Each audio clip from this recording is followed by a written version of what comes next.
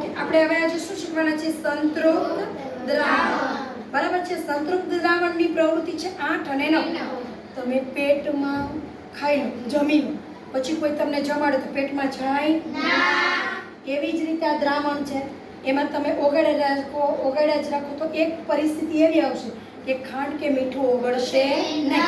આપણે અહીંયા એક બાઉલમાં ખાંડ લીધી છે, બીજા બાઉલમાં આપણે મીઠું લીધું છે.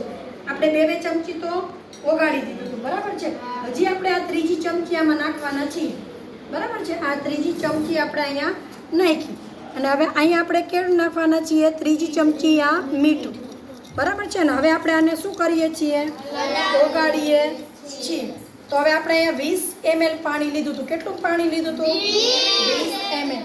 હવે આને આપણે ઓગાળતા જશું તો હવે તમે જોશો કે એક સમય એવો આવશે કે એ ઓગળતો નથી.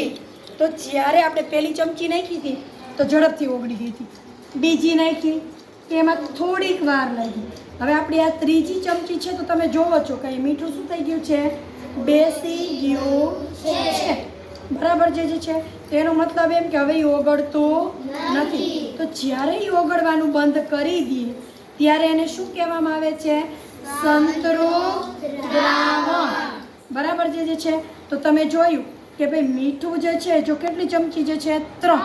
અને અહીંયા આપણે આ ખાંડ જે છે તો એની આપણે આ 3 લીધી હતી, બરાબર છે ને. તો જો હવે એમાં એ ઓગળવાનું, જો થોડીક કેવી થઈ ગઈ છે? બંધ થઈ ગઈ છે. જોયું તમે?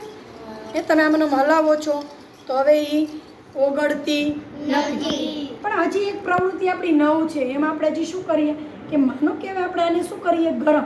ગરમ કરીએ તો વળી પાછું એ ઝડપથી થોડું ઓગળવા લાગે. પણ એમાં એક સ્થિતિ એવી આવે કે ઓગળે નહીં. તો આના ઉપરથી તમને સમજાઈ ગયું સંતૃપ્ત દ્રાવણ બધાને? ઓકે.